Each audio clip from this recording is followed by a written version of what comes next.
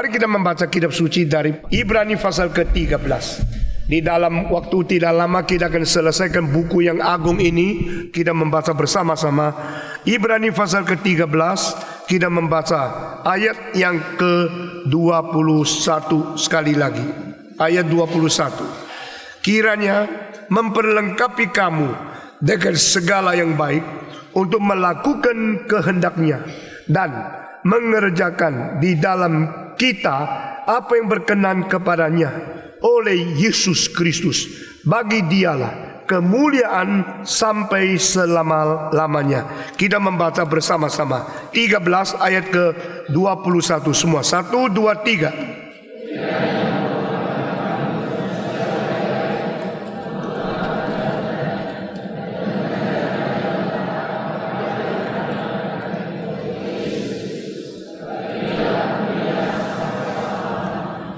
Saya membaca sekali lagi dengan terjemahan di dalam bahasa Inggris.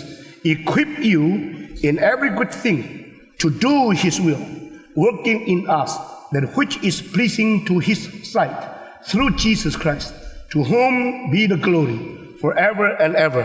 Amin. Mari kita berdoa sekali lagi. Bapa di dalam surga, berkatilah jam selanjutnya sebagaimana Tuhan sudah memberkati jam sebelumnya.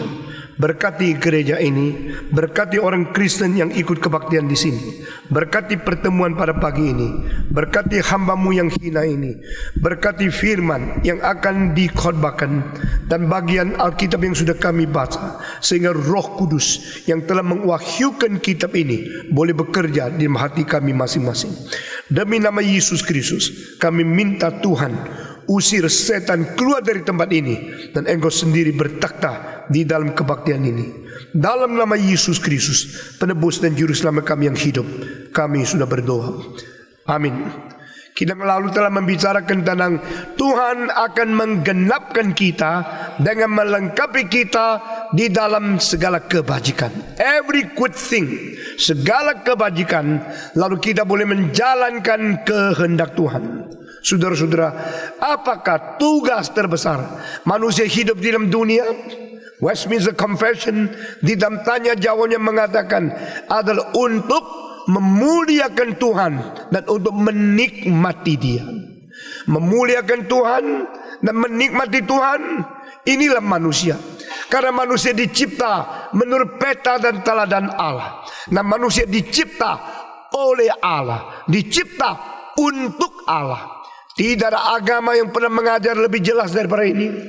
Tidak ada Alkitab daripada agama apa yang memberikan petunjuk sesempurna seperti ini. We are created by Him, through Him, and for Him. Kita dicipta dari Dia, itu sumbernya. Kita dicipta melalui Dia, Kristus pengantara. Dan kita dicipta untuk Dia, supaya Dia yang mendapatkan kemenangan, kesukaan, dan kesempurnaan kemuliaan melalui kita yang dicipta. Saudara-saudara, itu sebab hidup di dunia bukan untuk uang, hidup di dunia bukan untuk diri, hidup dunia bukan untuk menyenangkan orang lain, hidup dunia bukan untuk mengisi dan menyempurnakan ambisi-ambisi pribadi.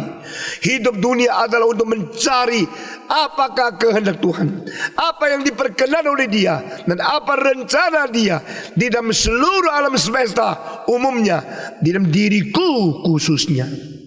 Jika kita menemukan itu, lalu sinkronisasi antara apa yang harus saya kerjakan di dalam menggenapi rencana Tuhan bagi pribadiku dengan apa yang Tuhan kerjakan di dalam rencana seluruh alam semesta, itu berpadu menjadi satu.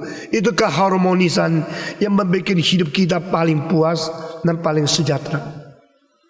Jika kita hidup hanya beberapa puluh tahun, ambisi dan kemauan hanya untuk diri sendiri, saudara-saudara, meskipun engkau mencapai apa yang kau inginkan, sampai sebelum engkau tutup mata, engkau belum pernah mempunyai kesejahteraan yang sesungguhnya. Jika engkau bisa di dalam hidup berpuluh-puluh tahun ini selangkah demi selangkah mewujudkan apa yang Tuhan inginkan kepada dirimu, dan apa yang Tuhan inginkan supaya dirimu sinkron dengan seluruh makro daripada perencanaan Dia di seluruh alam semesta, hidupmu akan mencapai satu perdamaian, kepuasan yang luar biasa. Carnegie, seorang yang terkenal di dalam administrasi, di dalam manajemen, di dalam perdagangan, mengatakan, when you die as a millionaire, woe to you. Jika engkau mati hari itu tetap seorang milioner, cilakalah bagimu. Maksudnya apa? Karena waktu engkau mati masih begitu banyak uang yang engkau tidak mempunyai hak lagi mengatur. Engkau harus tutup mata. Lalu itu menjadi senjata untuk orang-orang, anak-anakmu berperang satu dengan lain. Sebenarnya sebelum engkau mati engkau sudah bisa atur semua. Sebelum engkau mati engkau masih mempunyai hak. Engkau sudah menyelesaikan semua. Dengan akhirnya engkau pergi dengan tangan kosong karena sudah beres. Saudara-saudara, jikalau kita pada waktu di dunia ini tidak mencari kehendak Tuhan, tidak menjalankan kehendak Tuhan, hanya mau menginginkan mencapai ambisiku, akhirnya pada saat engkau meninggalkan dunia, 1 sen pun engkau tidak bisa bawa. Satu keunggulan apapun tidak bisa mengikuti engkau. Engkau harus pergi dengan hampa. Ini beberapa tahun saya makin lama makin merasa hidup sangat terbatas. Umur sangat terbatas, waktu sangat terbatas. Itu sebab setiap hari saya harus berbicara kepada saya, yang sisa tidak banyak lagi. Kalau Tuhan kasih saya 5 tahun lagi atau 10 tahun lagi, apa yang harus saya kerjakan? Apa yang harus saya korbankan? Apa yang harus saya capai demi memuliakan Tuhan? Jikalau dari masih muda kita semua mempunyai pikiran seperti ini, maka hidup waktu yang ada pada kita tidak hamburkan demi ambisi dan kemauan sendiri, melainkan kita terus mencapai apa yang Tuhan inginkan. Nah, itulah nilai hidup yang paling berarti. Itu sebab di sini dikatakan Tuhan mau menggenapkan engkau dengan segala kebajikan. Karena memang kita diciptakan di dalam Kristus untuk melakukan kebajikan yang dipersiapkan bagi kita. Ini harus menjadi keyakinan. We believe goodness have been prepared for us to be accomplished. Kebajikan-kebajikan sudah disiapkan oleh Tuhan supaya kita mencapai, supaya kita diperlengkapi. Sehingga kita melakukan kebajikan. Sesudah kebajikan-kebajikan yang dipersiapkan itu kita mencapai, baru kita bisa menjalankan kehendak Tuhan. Saudara-saudara, banyak orang kira dia menjalankan kehendak Tuhan itu kebajikannya.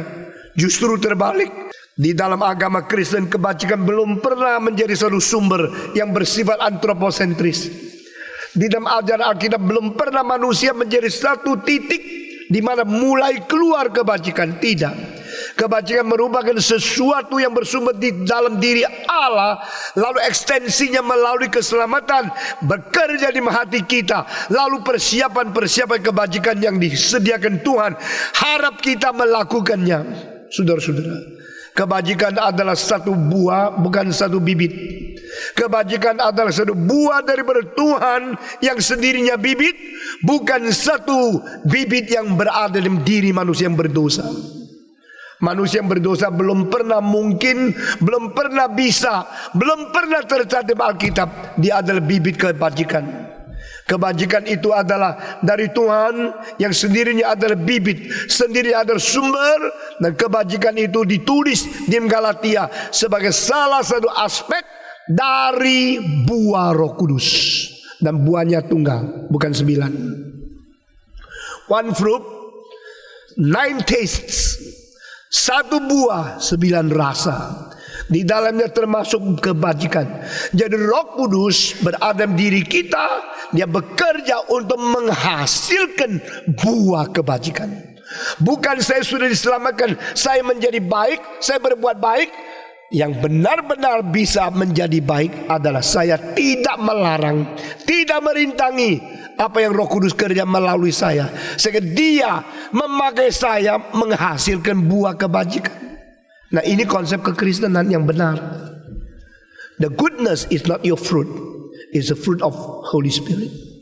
Kebajikan bukan apa yang bisa kau lakukan. Yang kau lakukan hanya adalah kejahatan, egois, dan segala sesuatu yang egosentris. 200 tahun yang lalu Orang Perancis mengatakan yang disebut dermawan adalah orang pintar yang pandangannya jauh. Dia melihat kalau dia berbuat baik dia akan mendapatkan imbalan lebih banyak, maka dia melakukan kebajikan menolong orang miskin dengan pura-pura. Itu pikiran yang sangat dalam. Kalau saya membaca buku seperti begini, membaca kalimat-kalimat seperti saya memikir ulang-ulang dan bandingkan apa itu dengan pengertian Alkitab. Seorang dermawan dia tahu sekarang saya kasih 1.000, lalu nama saya akan disiarkan ke seluruh dunia. Lalu orang-orang yang miskin besok akan menganggap saya baik. Dengan demikian kesempatan saya berdagang lebih besar. Dengan demikian saya mendapat imbalan untung lebih banyak. Itu sebab dia memikirkan untung yang mungkin diperoleh, maka dia memberikan pertolongan kepada orang lain. Itu bukan baik. Yang disebut baik adalah baik yang tidak minta imbalan, baik yang tidak meminta balasan. Yang disebut baik adalah baik yang memuliakan Tuhan, mengerjakan sesuatu untuk mengosongkan diri sehingga menjadi manfaat, menjadi pertolongan, menjadi sesuatu faedah bagi orang lain, dan tidak memuliakan diri. Itu baru baik. Orang dermawan adalah orang egois yang berkacamata yang bisa lihat jauh. Itu singgungan, sindiran yang luar biasa. Saudara-saudara, di dalam diri kita apa yang mungkin kita lakukan itu bukan kebajikan. Itu adalah kebajikan menurut ukuran manusia yang mendatangkan untung lebih banyak untuk diri kita. Itu namanya pura-pura. Itu namanya manusia munafik. Di hadapan Tuhan siapa sih yang benar? Di hadapan Tuhan siapa sih yang baik? Satu pun tidak. Paulus dengan jujur mengatakan di dalam diriku tidak ada kebajikan. There is no goodness in my flesh. Yang ada pada kita adalah dosa. Dalil dosa yang terus bekerja dengan liciknya sehingga kita menipu diri kita sendiri. Saudara-saudara, di dalam diri kita tidak kebajikan, karena Paulus berkata, we had been sold under sin. Kita sudah dijual di bawah dosa. Kita adalah budak dosa. Kita hanya melayani dosa-dosa yang sekarang belum muncul, dan kita rasa diri kita baik karena kita bertopeng agama. Saudara-saudara sekalian, dunia yang penuh dengan kemunafikan, kepura-puraan ini sangat perlu kembali kepada Tuhan. Maka Tuhan berkata, Dia melakukan kebajikan melengkapi engkau supaya kamu bisa menjalankan kehendak Tuhan. Kalau Tuhan tidak melakukan kebajikan melengkapi kita, kita tak mungkin menjalankan kehendak Tuhan. Jadi kalau istilah aku melakukan kehendak Tuhan, inilah kehendak Tuhan, sudah begitu biasa keluar dari mulut kita, Tuhan melihat dunia ini seorang pun tidak baik, seorang pun tidak ngerti, seorang pun tidak menjalankan kebajikan. Tidak ada seorang pun yang mencari Dia. Ini 3 kali muncul di dalam kitab suci. 2 kali muncul di dalam Mazmur, dan diulangi lagi di dalam Roma pasal 3 ayat 10 sampai 12. Saudara-saudara, Dia yang mengerjakan kebajikan. Dia yang melengkapi engkau dengan segala kebajikan supaya engkau boleh menjalankan kehendak-Nya. Sesudah ini selesai, maka ditulis lagi, disambung dengan kalimat ini, yaitu, dan engkau bisa berkenan di hadapan Dia. Melalui siapa? Melalui Kristus. Nah, bagian ini yang kita renungkan pada pagi ini. Jadi Tuhan memakai Kristus sebagai pengantara di dalam hidup kita. Itulah sebabnya, saudara-saudara, jikalau satu gereja terus mengajar tentang Kristus, jikalau satu mimbar terus menekan dan membawa manusia melihat kepada Kristus, jikalau seorang hamba Tuhan dan semua majelis, semua pekerja-pekerja pelayan di dalam hidup mereka menyatakan Kristus, berbahagialah zaman itu. Paulus mengatakan kami memberitakan Kristus sebagai Tuhan. Dan Paulus menyatakan kami menyatakan Kristus yang hidup melalui hidup sehari-hari kami. To live up Jesus Christ and speak out Jesus as the Lord. Ini dua bisa saling berkaitan satu dengan lain. Paulus menghidupkan Kristus yang dikabarkan, maka Paulus mengabarkan Kristus yang dihidupkan. Semua 1, 2, 3. Paulus menghidupkan Kristus yang dikabarkan, Paulus mengkabarkan Kristus yang dihidupkan. Jadi my life is Christ. My word is about to proclaim Christ is Lord. Di dalam hidup sehari-harinya dia menyatakan Kristus. Setelah engkau melihat Kristus melalui hidup yang dilakukan, hidup Kristus yang diwujudkan, dimanifestasikan dari kelakuan, lalu engkau mendengar kesaksian dia adalah Kristus sebagai Tuhan. Orang yang mengatakan Kristus sebagai Tuhan, engkau teliti apakah hidup dia mentuhankan Kristus. Gereja yang memberitakan Kristus adalah juru selamat, coba diteliti gereja itu betul-betul menyelamatkan dunia, mengabarkan Injil supaya orang dunia dapat keselamatan atau tidak. Jikalau dalam pengakuan kita Yesus adalah Tuhan, tapi di dalam hidup sehari-hari kita tidak mentuhankan dia. Jikalau demikian, bukankah kita menjadi saksi-saksi yang palsu? Bukankah kita menjadi penipu-penipu yang berjubah agama? Bukankah kita menjadi orang yang berpidato-pidato demi profesi, tetapi bukan dengan kesungguhan hati? Hal yang paling indah di dalam kekristenan adalah kesungguhan. Hal yang paling bermutu di dalam kesaksian adalah kesejatian.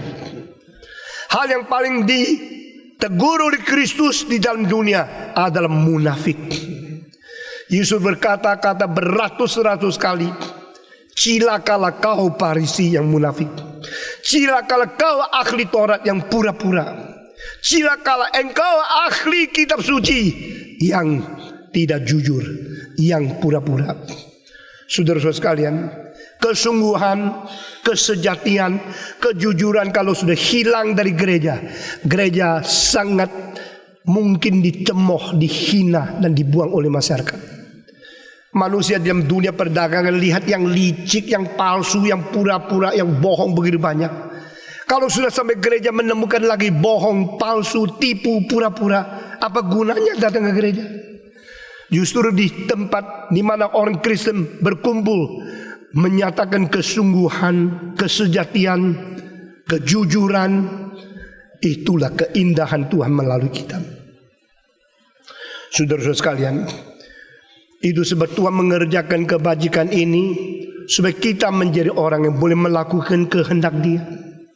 Dan di sini katakan melalui Kristus Dia akan mengerjakan terus di dalam hati kita.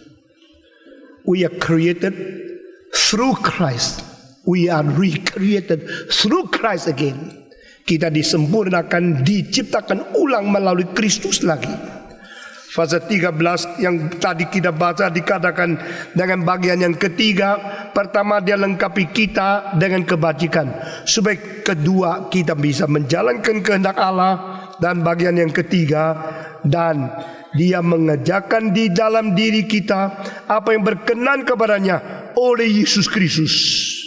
Saudara-saudara, berarti Dia bekerja untuk kita boleh mencapai sesuatu, menyenangkan Dia, mencapai sesuatu yang berkenan kepada Dia, to please Him.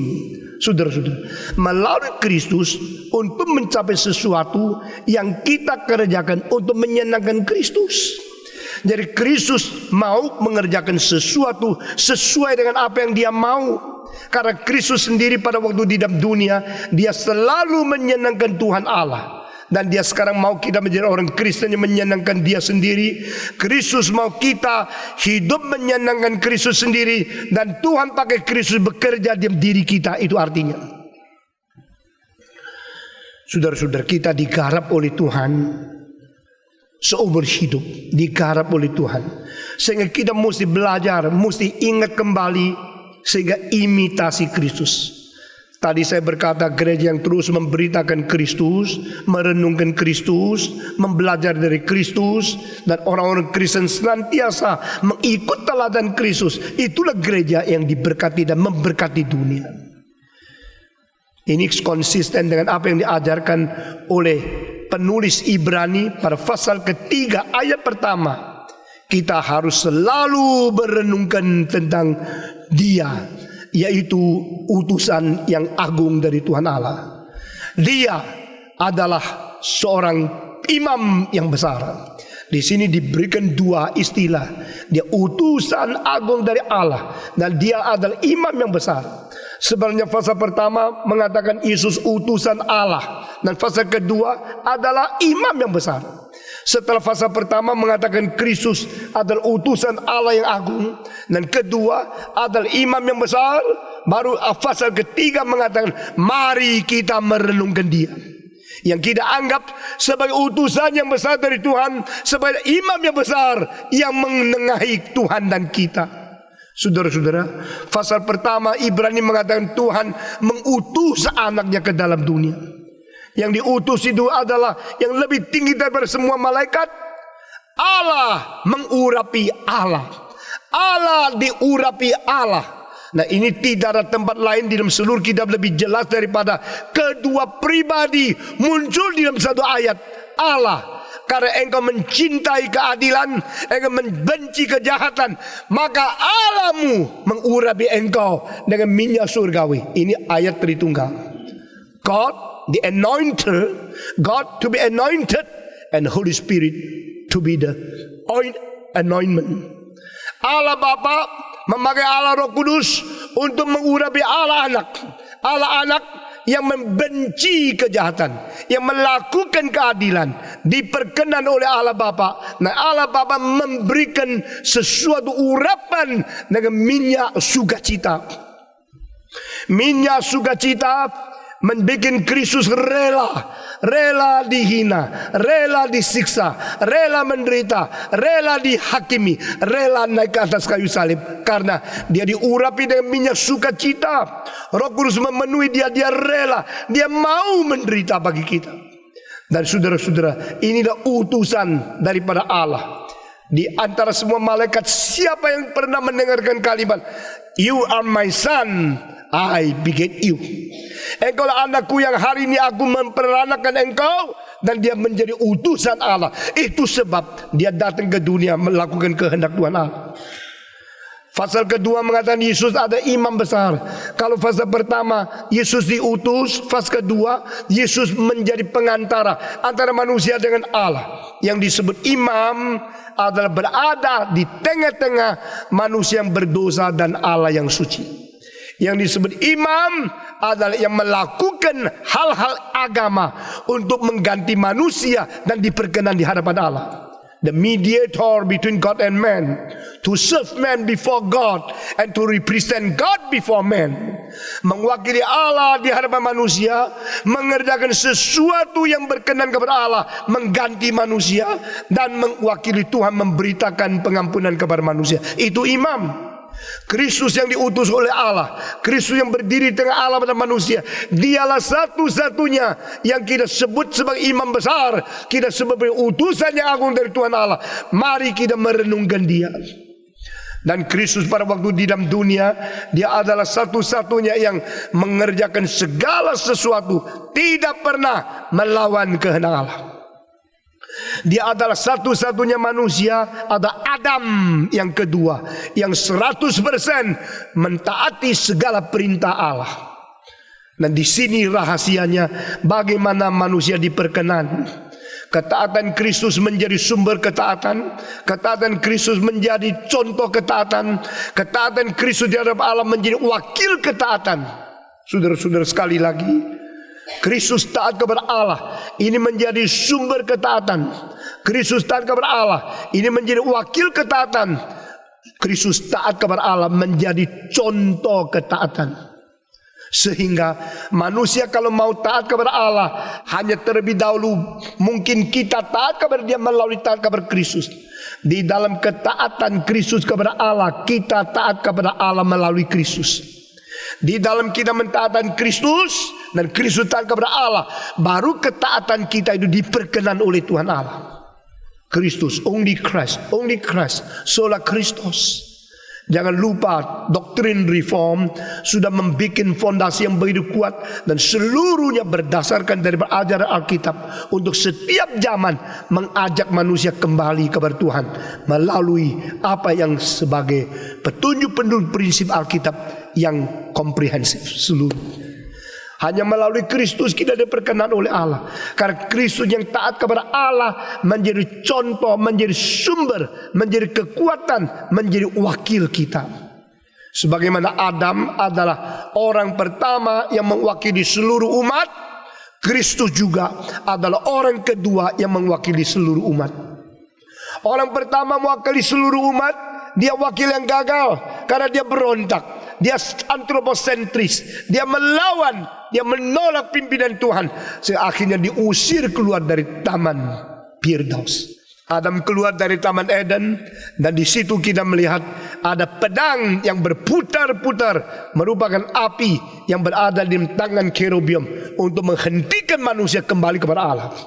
Separasi karena dosa, manusia tidak bisa kembali kepada Allah karena berontak. Itu tercantum di dalam Kejadian pasal 3. Tapi di dalam perjanjian baru kita melihat di dalam pengaliran darah, penderitaan Kristus dan kematiannya dipaku di atas Golgota, dia membawa kita kembali berdamai dengan Tuhan Allah. Taman Eden adalah taman yang manusia berontak. Taman Getsemani adalah taman yang manusia taat kembali kepada Allah. Taman Eden adalah taman di mana wakil seluruh umat manusia sedang menjadikan diri pusat hidupnya. Taman Getsemani adalah taman di mana wakil seluruh umat manusia yang kedua, Kristus, menjadikan Tuhan yang pusat hidupnya. Di dalam hidup Adam antroposentris, di dalam hidup daripada Yesus Kristus teosentris. Di dalam dirinya Adam manusia yang menjadi pusat, di dalam diri Kristus maka Tuhan yang menjadi pusat. Kita kembali ke Alkitab. Siapapun tidak bisa menghalangi kita. Kita harus taat kepada kitab suci, kembali ke firman Tuhan. Dan Free University di Amsterdam pada permulaan abad ke-20, mereka begitu setia kepada Alkitab dan mereka lepas diri daripada gereja Hervorm di Belanda. Tapi 80 tahun kemudian menjadi liberal. Berarti setelah pendiri pertama mati, kedua, ketiga pelan-pelan menyeleweng. Gereja Reform di sini mulai dengan satu kejujuran kembali kepada Alkitab. Saya jelas tidak ada ambisi apa yang lain kecuali membawa gereja kembali kepada firman Tuhan, doktrin yang benar, tidak ada lain. Tetapi kalau 50 tahun lagi gereja ini menyeleweng dan sebagainya, mengulangi apa yang terjadi di barat, saya akan sangat sedih. Itu sebab berdoa supaya pemimpin-pemimpin penerus adalah orang-orang yang sungguh-sungguh taat, orang yang sungguh-sungguh tidak bermain-main. Semua majelis-majelis, jangan kira engkau sudah mempunyai kuasa di organisasi, engkau boleh sembarangan merubah apa yang ditetapkan dengan dalil-dalil yang paling penting, dan semua kesetiaan harus dipelihara atau engkau keluar. Tidak ada jalan lain. Saudara-saudara, Kristus, hanya di dalam Kristus dan diri Kristus yang taat mutlak kepada Allah menjadi sumber, menjadi contoh, menjadi wakil daripada umat manusia. Mari kita kembali kepada Kristus. Riverside Church yang didirikan dengan uang mayoritas daripada keluarga Rockefeller, yang saya sangat tidak setuju. Bangun gereja bukan milik satu keluarga. Bangun gereja bukan bersandar kepada satu dua orang kaya, tapi biar setiap orang berbagian meskipun uang tidak banyak. Amin. Sampai jadi.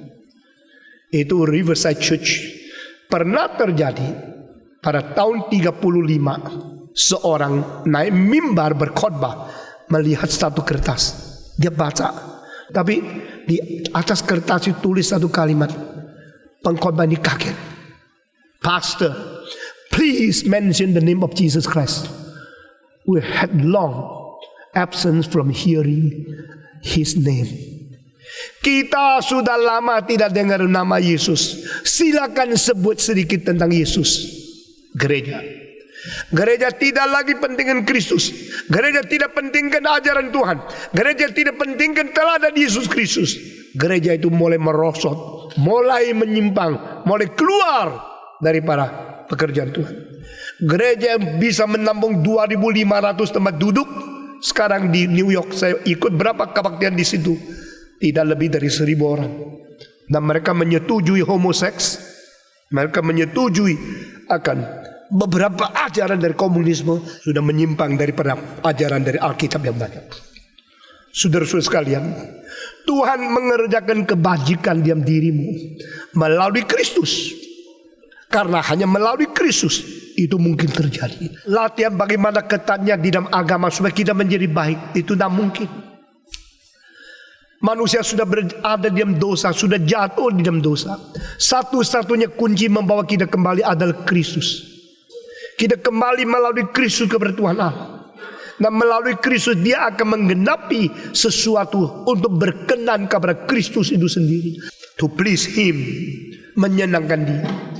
Kita hidup bukan untuk menyenangkan diri, kita hidup untuk menyenangkan Dia. Nah, ini adalah teladan Yesus Kristus selama dia hidup di dalam dunia. Pada waktu dia masih umur 12, keluar dari mulutnya satu kalimat yang konsisten. Nah, ini kalimat yang paling penting yang pernah keluar dari mulut seorang anak 12 sepanjang sejarah manusia. Tak pernah ada anak umur 12 mungkin keluarkan kalimat itu. Waktu dicari di Yerusalem, engkau tidak tahukah papa mamamu susah payah mencari engkau? Yesus tidak mengatakan, sorry ya, aku lupa ikut kamu pulang. Yesus menjawab apa? Kenapa mencari aku? Tidak tahukah bahwa aku harus selalu di rumah Bapakku? Tidak tahukah aku harus mengerjakan pekerjaan Bapakku? Hanyalah anak yang bisa bicara kalimat ini mungkin mengatakan kalimat mirip, oh Bapak, aku sudah selesaikan tugas yang kau mandatkan kepadaku sebelum dia naik atas kayu salib. Dari masih kecil dia sudah mempunyai seluruh niat to do the will of God, to do the will of God, to accomplish His planning and to please Him. I should be in His house. I should do His work. Melayani Tuhan, berkenan kepada Dia, menjalankan kehendak Dia. Itulah beban yang terus menerus di dalam hati Yesus sejak dia masih umur 12. Mengapa umur 12? Karena orang Yahudi umur 12 dibawa ke Yerusalem, lalu ditumpangin tangan, diganti pakaian, dikenakan jubah, dan mulai hari itu disebut bar mitzvah. Istilah mitzvah di dalam bahasa Ibrani adalah Taurat. Bar mitzvah berarti mulai hari ini engkau anak Taurat. Engkau ditugaskan menjalankan Taurat, bertanggung jawab Taurat. Engkau harus dihukum menurut Taurat. Engkau berkewajiban melaksanakan Taurat. Bar mitzvah. Orang Yahudi semua umur 12 mesti dibawa, lalu ditumpang tangan, ditabiskan untuk menjadi anak Taurat. Saudara-saudara sekalian, kalau negara-negara umur 18 baru disebut dewasa, umur 21 sudah disebut dewasa. Tuntutan Yahudi 2000-3000 tahun yang lalu, bukan 20, bukan 18, umur 12.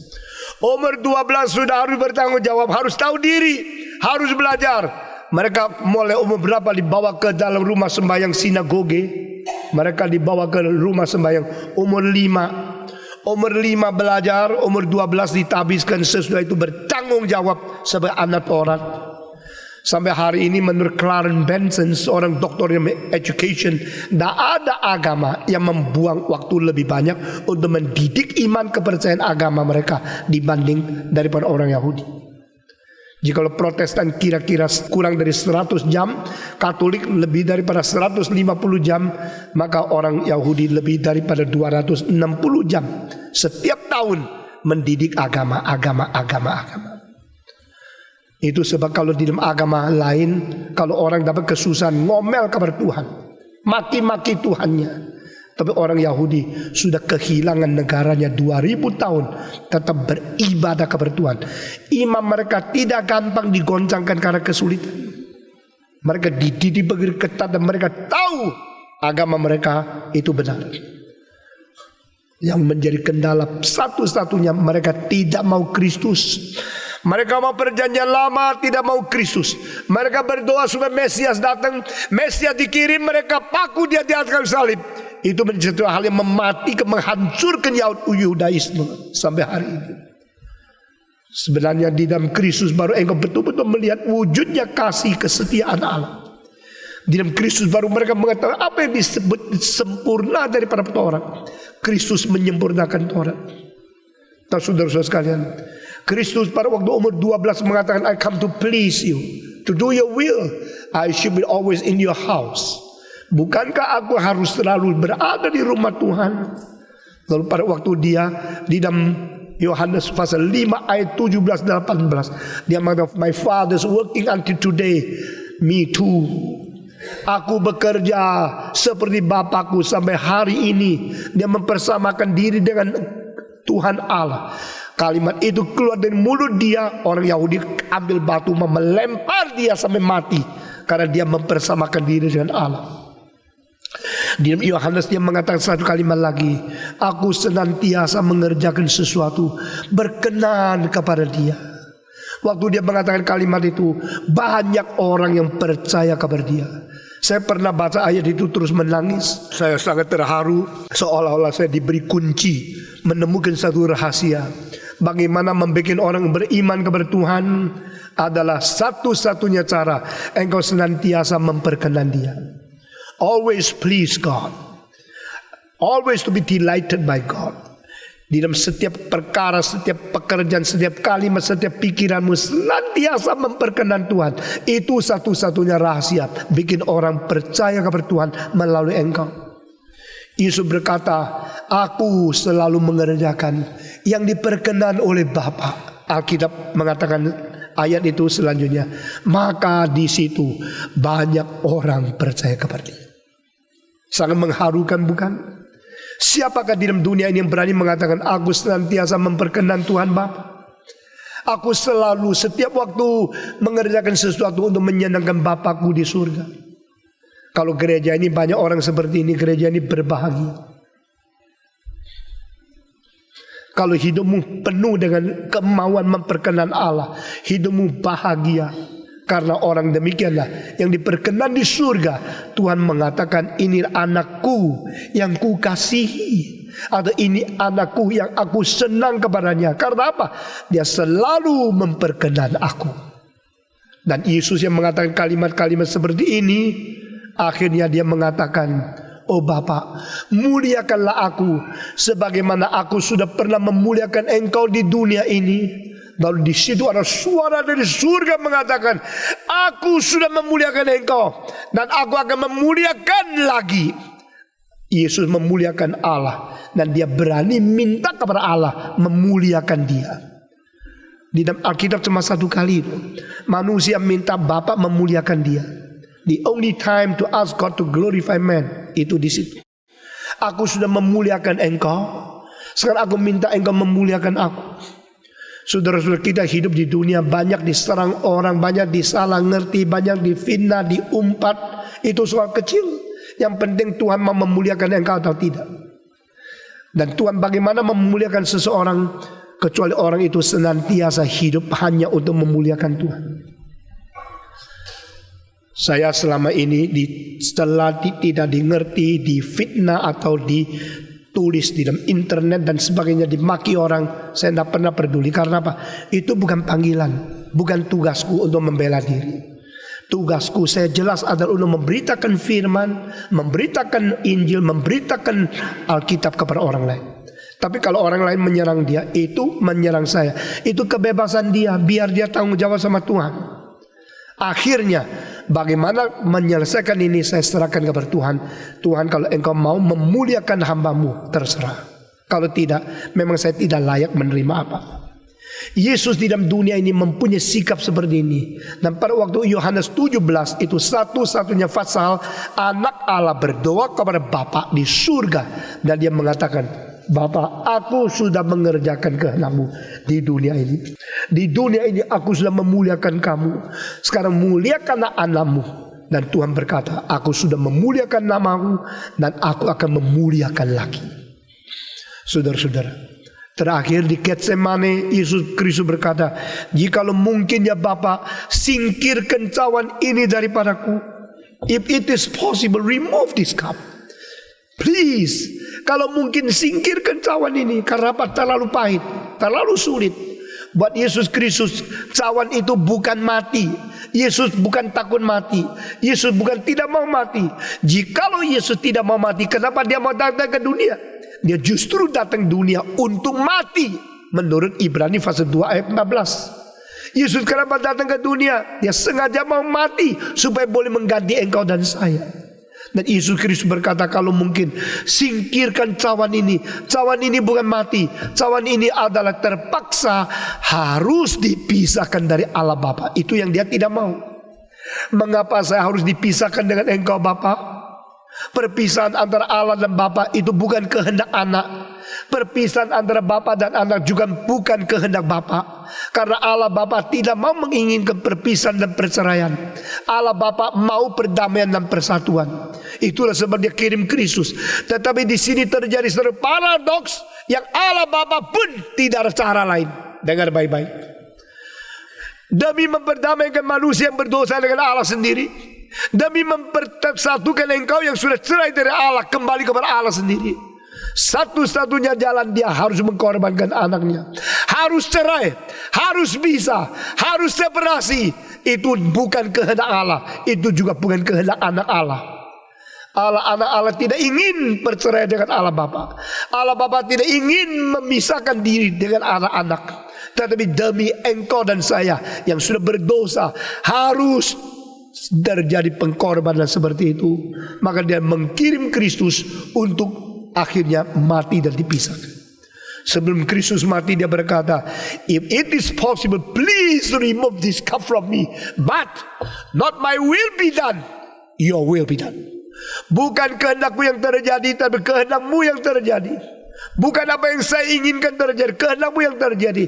Apakah di dalam ayat ini memberikan satu indikasi ada kemungkinan kehendak Kristus yang berlainan dengan kehendak Allah Bapa? Nah, ini teologi. Kalau sudah sampai kepada tahap seperti ini, maka kita memikirkan, apakah Allah Bapa mempunyai kehendak lain? Allah Yesus mempunyai kehendak lain, sehingga dia dua tidak klop. Sehingga anak perlu mengatakan, bukan kehendakku, tetapi kehendakmu yang terjadi. Bukan, saudara-saudara. Di sini hanya mengatakan Allah Bapa mempunyai kehendak sebagai sesuatu pribadi yang berbeda, dengan Allah Anak mempunyai kehendak sebagai pribadi yang berbeda. Ini poinnya. Dan demikian kita melihat Allah Bapa bukan Allah Anak, Allah Anak bukan Allah Bapa, sehingga kita tidak bisa menerima unitarianisme. Kita tidak menerima Allah tunggal yang tanpa Tritunggal. Kita percaya Allah Tritunggal adalah Allah yang tunggal tapi tri pribadi. Kita percaya Allah yang tri pribadi adalah Allah Esa yang satu substansi. Dari mana tahu?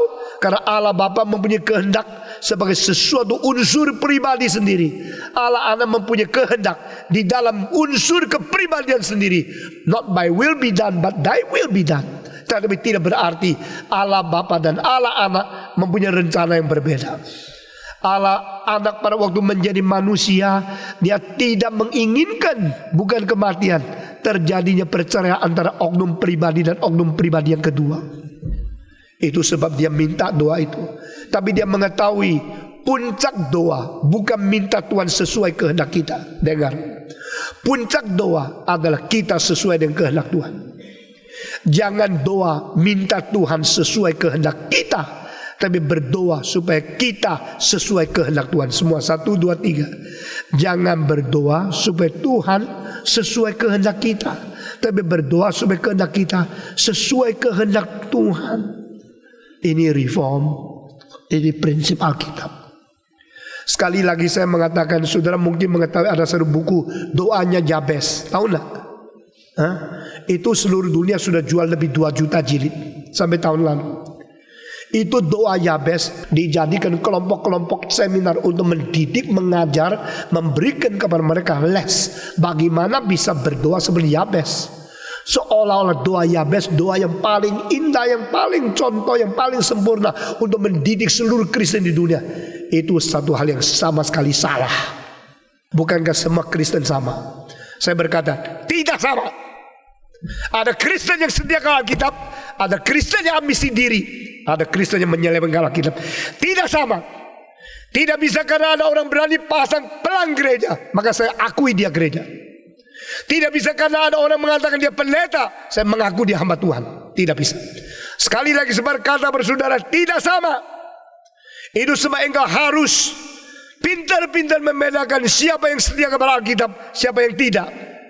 Jangan pakai emosi untuk mencintai orang yang dekat dengan engkau saja, tapi dengan sungguh-sungguh mengutamakan kebenaran Tuhan, lalu di situ setia kepada firman Tuhan, baru engkau menangi yang lain. Saudara-saudara, doa Yabes adalah doa antroposentris. Doa Yabes atau mempentingkan bagaimana untung, bagaimana memperluaskan diri. Tidak salah orang minta untung, tidak salah minta berkembang. Saudara minta usaha mau maju, tak salah. Kita minta gereja kita maju, tak salah. Tapi saya mau tanya, jikalau gereja kita gereja yang tidak taatkan Alkitab, maju untuk apa? Ngerti tidak? Jikalau gereja kita ada gereja menyelewengkan firman Tuhan, maju makin malu.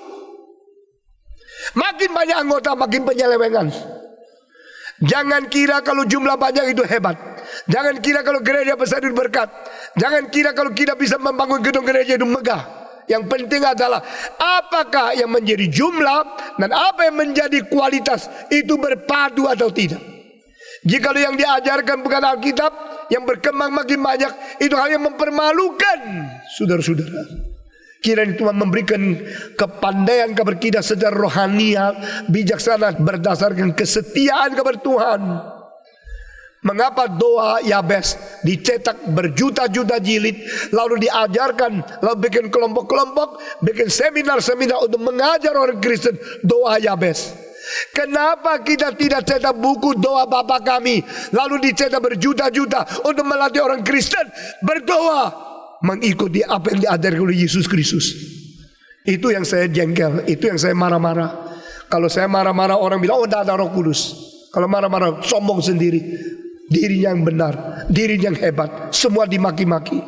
Bukan itu, saudara-saudara. Yang penting adalah supaya orang sadar bahwa yang prinsip Alkitab itu adalah membawa kita kembali kepada Tuhan. Kelompok-kelompok didirikan, lalu ada kepala kelompok mendidik orang, menseminarkan bagaimana berdoa seperti Yabes. Kenapa tidak mengajar orang berdoa seperti Yesus Kristus? Karena doa seperti ini yang paling sulit. Bukan kehendakku yang terjadi, kehendakmu yang terjadi. Dalam usahamu kamu berdoa ini tidak? Tuhan bikinlah toko saya makin laku 10 kali. Bikinlah bank saya makin berkembang. Bikinlah nasabah saya tambah 100 kali. Itu berdoa umum. Itu doanya lumrah, tak salah. Tapi jikalau itu adalah dijalankan selalu seleweng dan tidak jujur, itu tidak boleh. Lebih baik engkau berdoa kehendakmu yang jadi Bapa. Kalau bukan kehendakmu, apa yang jadi pun tidak ada gunanya. Yesus Kristus berkata, bukan kehendakku, tetapi kehendakmu yang jadi. Nah, itulah doa teosentris. Saudara bandingkan ini dengan Getsemani. Yang dikatakan oleh Adam adalah satu kalimat yang belum jelas, yang kita tidak dengar secara harafiah, tapi sesungguhnya bukan kehendakmu, tapi kehendakku yang jadi. Kehendakku itu kehendakku melulu, kehendakku sempurna, kehendakku murni, tidak. Karena kehendakku sudah dipengaruhi oleh kehendak setan. Setan mengatakan jangan dengar kalimat dari Tuhan. Setan mengatakan jangan percaya. Setan bilang makan saja. Lalu Adam dan Hawa makan. Waktu dia makan, kehendak Allah yang disingkirkan, kehendak setan yang ditaati. Saudara-saudara, diam dirimu, si aku, si diri, itu selalu ada pengaruh dari suara setan. Sehingga kalau engkau mengatakan bukan kehendakku, maka engkau gampang menjalankan kehendak Tuhan. Minggu lalu saya sudah terangkan poin ini. Pada saat engkau menyangkal diri, engkau gampang menjalankan kehendak Tuhan semua. 1, 2, 3. Pada saat kita menyangkal diri, saat itu kita gampang menjalankan kehendak Tuhan. Pada saat kita mempertahankan keinginan diri, di situ kita sulit menjalankan kehendak Tuhan. Nah, setan selalu memakai cara-cara sehingga engkau memikirkan diri. Gereja-gereja ada caranya bikin orang terus terikat di gereja dia. Kasih tugas yang berat. Manusia itu ikut gereja sini, sampai di satu gereja dijadikan majelis. Sudah dijadikan majelis, dia rasa wah saya dipentingkan di sini karena diri saya dihargai. Dia mempunyai sense of belonging di situ. Dan ada orang mengatakan, di sini kok sudah lama saya tidak jadikan apa-apa. Di sini saya tidak disuruh ini, tidak suruh itu. Mulai benci sama gereja ini. Yang cinta gereja ini karena dirimu berbagian. Yang tidak cinta gereja karena dirimu belum berbagian. Sama-sama engkau terjebak kepada diri menjadi pusat. Saudara, mari kita belajar. Kalau saya tidak dikenal, tidak dipakai dan tidak dipercaya apapun, tetap di sini ada kebenaran. Tetap di sini. Kalau saya dipakai di sana, tapi di tempat-tempat itu tidak ada kebenaran sungguh-sungguh, saya tetap hatinya tidak di situ. Ada seorang istrinya 3 minta dibaptiskan, ditolak sama seorang pendeta. Tidak bisa, engkau istri 3 tidak bisa dibaptiskan. Jadi bisa enggak? Wah, dia mulai main ultimatum. Pendeta bilang tidak bisa. 1 bulan lagi dia kembali. Lu sombong ya. Pendeta sombong, masih muda. Tolak saya dibaptiskan. Tahu enggak? Saya sudah diterima di gereja lain, bukan saya dibaptiskan. Saya jadi ketua majelis di situ. Gila enggak? Ada pendeta gini, ada pendeta gitu. Gini sama gitu, besok sama-sama masuk surga. Lalu ditanya, karena you tolak saya tidak akan memberi persembahan di sini. Orang kaya, ada 3 istri, ada pendeta yang mau terima dia dibaptiskan dan boleh dia menjadi majelis. Di Jakarta pernah ada 1 gereja, seorang yang kaya sekali, kalau duduk di depan istri pertama, kedua, ketiga, cecer. Kalau jabat tangan, ini nyonya saya pertama, ini kedua, ketiga. Kalau saya masuk gereja itu, saya bisa gila. Saudara-saudara sekalian, mari kita belajar satu hal, biar kehendak Tuhan yang jadi. Adam berkata, not thy will, but my will be done. My wife's will, Satan's will be done, but not your will. Tuhan berkata, jangan makan, dia makan. Tuhan bilang makan yang gak mati, tidak mati. Betul tidak mati, karena masih hidup 930 tahun. Salah tafsir Alkitab. Jadi kalau Alkitab salah tafsir, semua yang salah seperti betul-betul seperti salah. Yesus Kristus adalah satu-satunya wakil manusia yang mengatakan, kehendakmu yang jadi, bukan kehendakku. Kalau boleh engkau singkirkan, kalau tidak bisa, biar kehendakmu yang jadi. Tuhan bukan saja tidak singkirkan, Tuhan memberikan kekuatan kepada dia untuk minum habis sampai 1 tetes pun tidak sisa. Maka itulah kekristenan, itulah kematian, itu kebangkitan. Jadi Tuhan menaruh Roh Kudus dalam hati kita. Tuhan memberikan Kristus dalam sejarah, dan Tuhan memberikan Roh Kristus bekerja dalam hati kita sampai kehendak Tuhan itu jadi berkenan kepada Dia. Saya sering berkata kepada rekan-rekan, dapat gelar doktor, tapi kalau tidak setia Alkitab buat apa? Di Indonesia sudah beberapa orang yang sekolah doktor pulang, khotbahnya lebih dakaruan, gereja lebih dakaruan. Bukan berarti kalau doktor tidak baik, tidak apa-apa. Tapi yang paling penting bobotnya, kesetiaannya, kesungguhannya, itu lebih penting daripada hanya lahirnya, luarnya, dan pangkatnya atau gelarnya. Yesus Kristus menderita, susah, setia, sampai mati menjadi contoh bagi kita. Mari kita menjadi orang berkenan kepada Tuhan, berkenan kepada Tuhan. Dan ini 4 langkah. Di sini satu persatu, satu tahap persatu bertahap.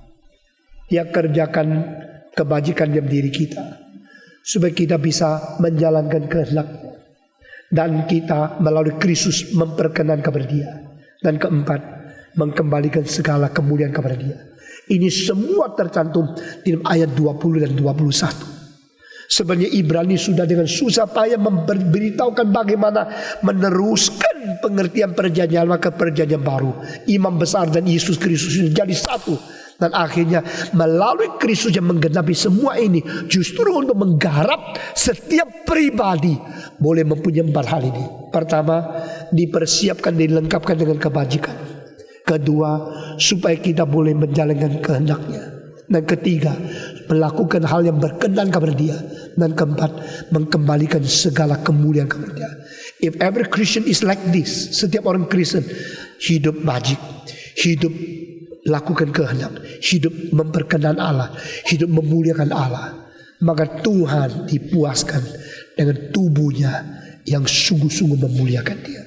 Mari kita berdiri, kita membaca ayat 20 dan 21 sekali lagi. Ibrani ke-13 ayat 20 dan 21. Kita dengan hikmat, dengan perasaan takut kepada Tuhan membaca bersama-sama. Maka Allah damai sejahtera yang oleh darah perjanjian yang kekal telah membawa kembali dari antara orang mati Gembala agung segala domba, yaitu Yesus Tuhan kita. Kiranya memperlengkapi kamu dengan segala yang baik untuk melakukan kehendaknya dan mengerjakan di dalam kita apa yang berkenan kepadanya oleh Yesus Kristus. Bagi Dialah kemuliaan sampai selama-lamanya. Amin. Mari kita berdoa. Semua buka suara berdoa supaya gereja ini, supaya kita sendiri tetap setia, tetap sungguh-sungguh mematuhkan diri kepada kehendak Tuhan. Di dalam zaman yang bengkok, di dalam zaman masyarakat penuh dengan simpang siuran, ajaran-ajaran Alkitab sudah diselewengkan ke sini sana. Biar kita tetap setia kepada Tuhan.